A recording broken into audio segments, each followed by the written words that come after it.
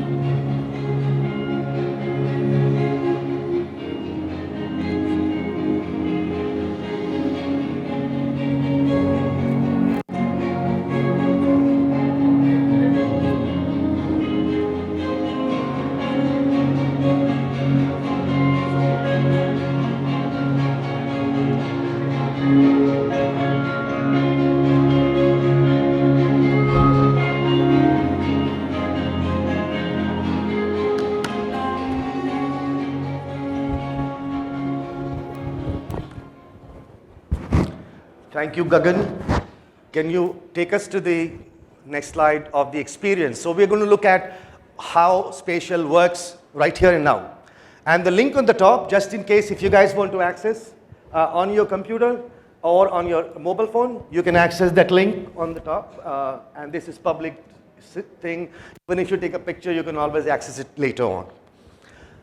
So Spatial is a centralized Metaverse platform that gives ability to an individual curator put their content, which is 3D in nature, on this platform. Since it has embedded avatars in it, those avatars can now move around and do certain actions that are required to be done. The penthouse project that you see over here is owned by a company called Exclusible. Exclusible started just a few years back, and they've sold these exclusible penthouses to people, and many of them in the IT industry. There was a CTO post that came on my LinkedIn that said, since I could not own a luxury penthouse in Los Angeles in Beverly Hills, I bought that on Exclusible. That's the craze of this particular project and the Spatial as a metaverse platform. So let's go next.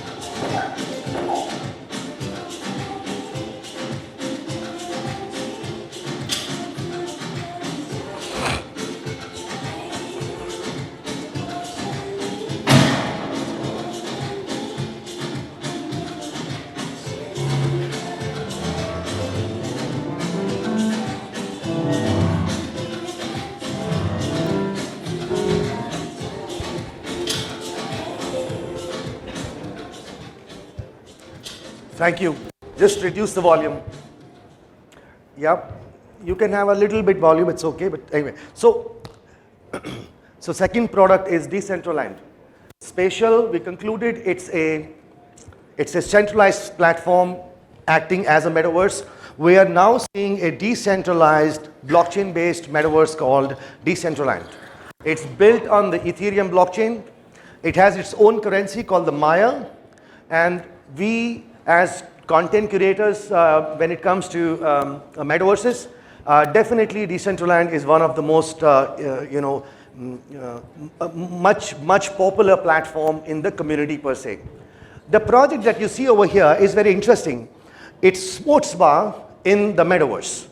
It's designed for a company that wanted to engage their audiences onto experiencing sports bar as and when they want. And this is loaded on the metaverse as we speak. There are gamified experiences here, there are validations here, and a lot of companies are taking examples like this, and CTOs and CIOs taking examples of this, building more gamified experiences for their employees now. Because it's the content on the metaverse is continuing to evolve. So there's more and more options over there, and hence Decentraland gives us that opportunity to explore more and more. Now we can go to the next project.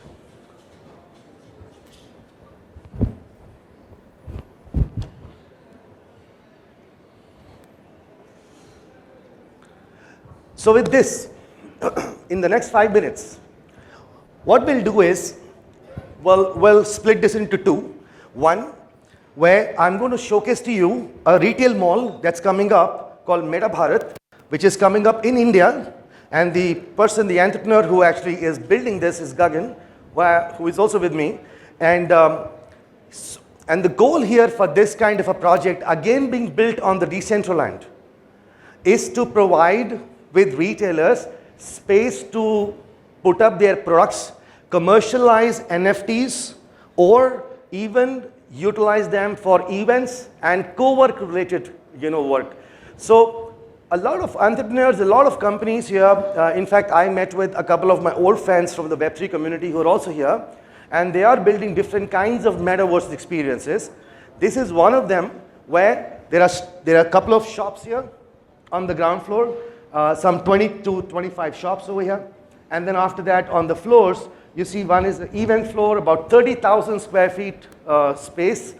It's split into 4 or 5 floors. And goal for them is to provide a mall for Indians, for Indian brands on the metaverse. So with this, we have covered the 2 different metaverses. One is the centralized spatial, which you have seen, penthouse and so on and so forth. And one is the decentralized, blockchain-based Decentraland as a metaverse. So any questions are welcome, because I've got another 3 to 4 minutes. Yes, ma'am. Let me get the mic to you. I'm right here. Hi, I'm Neha. Hi, Neha. I have a couple of questions. Yes, ma'am. So, all the platforms that you show, Decentraland or Spatial, do they provide you the ability to build there, or you build outside in a Unity or a LiDAR, and then you place them in Decentraland or Spatial? That's one question.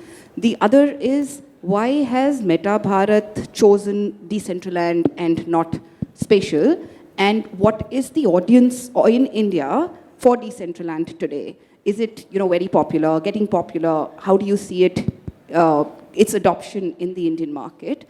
And the last question is that in Decentraland, when you place a sports bar, do you buy a parcel or a land, or do you rent it? How does it work? So just some things like that. All right. So we'll go step by step, question 1, 2, 3, 4, and Thing will also answer quite a number of other people if they have similar question, that also will get answered. On a spatial, it is possible to take your 3D digital twin or a LiDAR or any other 3D model, but in a low poly format, to be taken into the spatial platform and to be able to go and mint it on the same. Very much possible, because it works very much like a digital twin. As you would have seen, the textures and the whole image, the 3D is, the scale and the 3D model could be designed very much like a real one.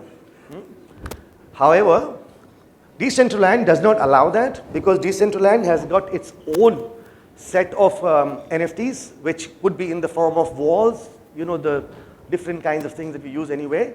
And because Decentraland is a blockchain-based DAO operated, which is decentralized autonomous organization-based company, you could only design and put elements that are approved as per the TNC of the DAO.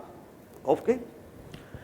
And also, Decentraland elements are not real-time or real look based. Okay? It's been designed in a certain pattern that resonates to the Decentraland's whole idea of metaverse. The second question was, how many people? Why did Meta Bharat choose Decentraland? So Meta Bharat has chosen Decentraland for one single reason, that that they believe very much in the Web3 community, and they wanted that the land that has been the land that they are going ahead and buying on the Decentraland is, one, decentralized. Second, there is enough and more people on Decentraland which are coming up on a day-to-day basis. The traffic is going up.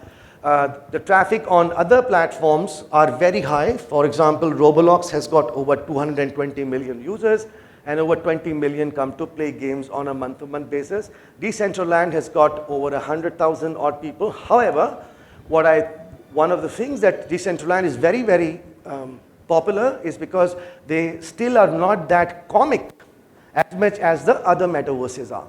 So they didn't want to be very comic stuff, like others. So they had one option of Decentraland. One more thing, why they didn't go to Spatial, the reason is because Spatial is a standalone, centralized metaverse and not really a metaverse like a public metaverse. Does it answer all the question? Just one more thing. So do you see transactions happening on Decentraland in the Indian context? Oh, absolutely. I mean, a number of people are going and creating NFTs on Decentraland, and hence there is a number of people who are now owning a lot of land to start with, and then further lots and lots of new properties that people have built on the Decentraland. And thirdly, a lot of brands and artists who have built NFTs and hosted them in different art galleries on Decentraland are not only going and selling it on the first time, but a number of NFTs are also being traded at an enormous scale right now. So, sorry, just one more question. So I think, I'm just one sorry. last Yes, please carry on. I saw a few more hands. For them, I think what we're going to do is, let's be kind to him. We'll let you guys all break for tea, and then you can catch him there. Be nice, but you can catch him there during the tea break. Just but one last yes. question. So if I buy an NFT on OpenSea, can I take it into Decentraland? So if I buy an avatar accessory, can I take it in Decentraland and put it on my avatar? The interoperability within the Decentraland to any other metaverse right now is not possible. However, number of communities are working, and the ERCs that are Ethereum requests for change, and for the community, the ERCs that are being created, I think some of the platforms will have the interoperability very, very soon. Right now, it's not. Thanks. You're welcome. Thank you, and Thank you. my apologies for the other hands that Thank were you, raised. thank you. Thank you, Rrahul. Please be on the stage for a little more time. Very engaging presentation, and I'm sure people are going to catch you right outside. Yes, please. But for doing the honors, let me invite upon stage Mr. Wasim Iqbal, Senior Director, Client Success from VisionNet. Please put your hands together. Mr. Sethi, this is a small token of appreciation. Thank you so much. Thank you, sir. Okay, so